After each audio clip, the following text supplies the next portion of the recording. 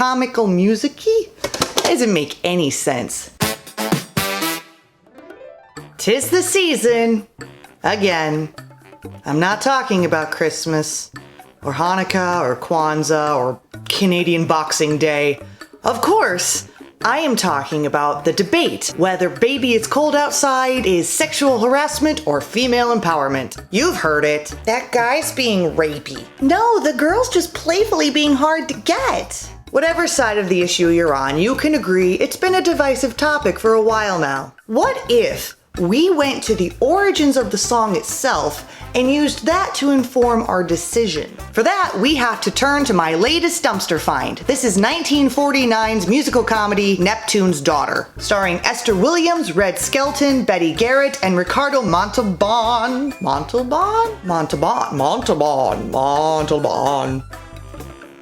Fun fact, Betty Garrett's character is named Betty Barrett. That must have been easy to remember.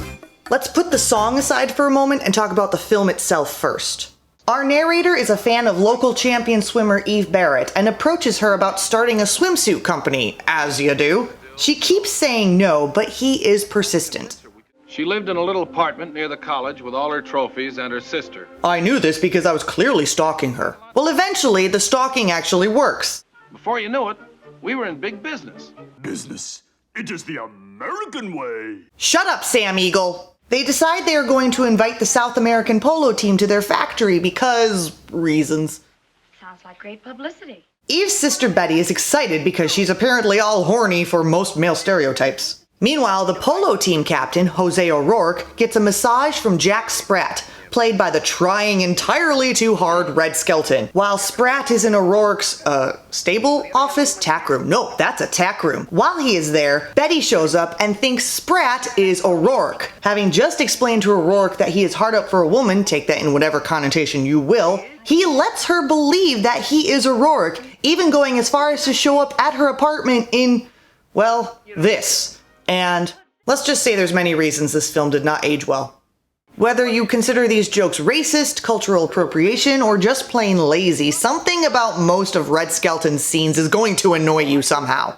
Why do I feel like her dress isn't finished? What is this nonsense? Okay, admittedly, one thing in this scene is funny, and it comes from when he sneaks a Spanish-speaking record onto the player to pretend he can speak Spanish. Means I want to hold you in my arms forever. And now, please, turn over. I'll give him that one. The first musical number comes when they go to Xavier Cugat's nightclub. Through his pretending to speak Spanish, he makes Xavier think he plays every single instrument ever made and is therefore forced to do a song. The next day, the real Jose O'Rourke falls in love with Eve while visiting the factory. She, on the other hand, simply tells him to stay away from her sister Betty. He is understandably confused, but tells her he will stop seeing Betty if Eve agrees to go out with him instead. If I go with you, will you promise never to see my sister again? Yeah, because that solution's logical and not fraught with problems at all. He brings her to the stable after dinner in attempts to woo her, but she uses the next musical number to ditch him. The next evening, Eve hears Betty is going over to Jose O'Rourke's apartment, so she goes over there herself to interrupt them, which doesn't work because, of course, Betty is actually at Jack Spratt's apartment. Nightclubs just aren't what they used to be, and this quite frankly saddens me. O'Rourke and Eve go to the Xavier Cugat Club again, where the shady owner finds out about O'Rourke being the key to South America winning the polo match. The only reason I'm in your arms this evening is so my sister Betty won't... Sure you are. The nightclub owner arranges to kidnap O'Rourke, and his thug winds up kidnapping Spratt instead because Betty came in and announced that they were now engaged. Oh, I can hardly wait for the day when I'll be Mrs. Holt. The chase results in Spratt dressed in a woman's swimsuit doing a dance number where you realize that Red Skelton may be iconic, but he seems more like the store-brand version of Jack Lemmon or Lucille Ball. Back at the club owner's place, the club owner gets mad that Spratt is not the real O'Rourke, but says to keep him there while they go and get the real one. O'Rourke is at the swimsuit factory proposing to Eve. Later on, Eve's business partner, who is also in love with her, finds out and is obviously not happy about this. A lot can happen in an hour.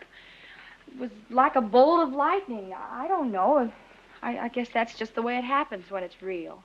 I think you're wrong, but what the hell do I know? Betty comes home and announces that she's engaged to Jose O'Rourke, so when the real O'Rourke comes over, Eve chews him out. That's when the thugs catch up to him and kidnap him and drag him into an elevator that will have a problem switching floors when it's clearly connected to the floor. Spratt tricks the first thug and escapes. By the way, yes, this is indeed Mel Blanc using what would end up being his Speedy Gonzales accent.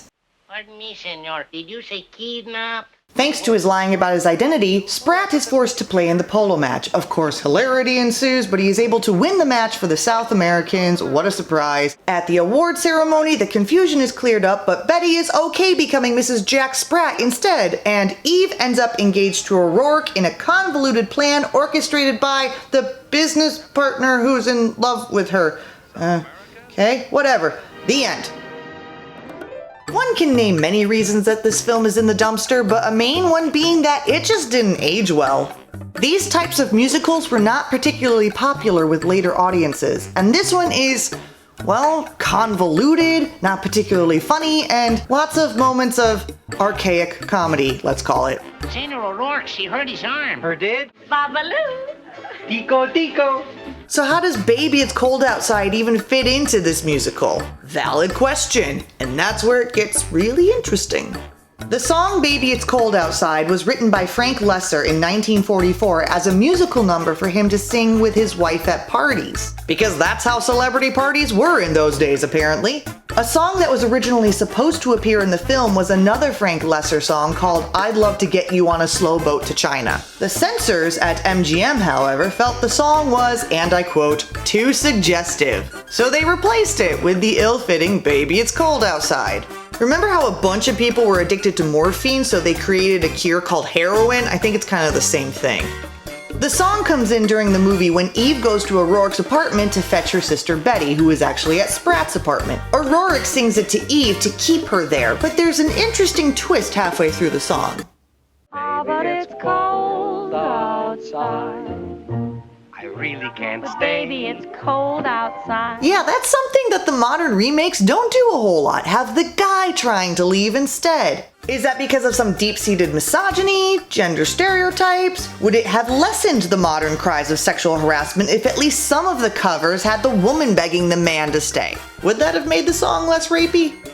Apparently, in the context of the movie, all of the references to cold and storms are supposed to be purposely silly and convoluted, like, oh, you can't leave. There's a storm, that's it. But knowing that it wasn't supposed to be in the movie in the first place, no, it still doesn't make sense.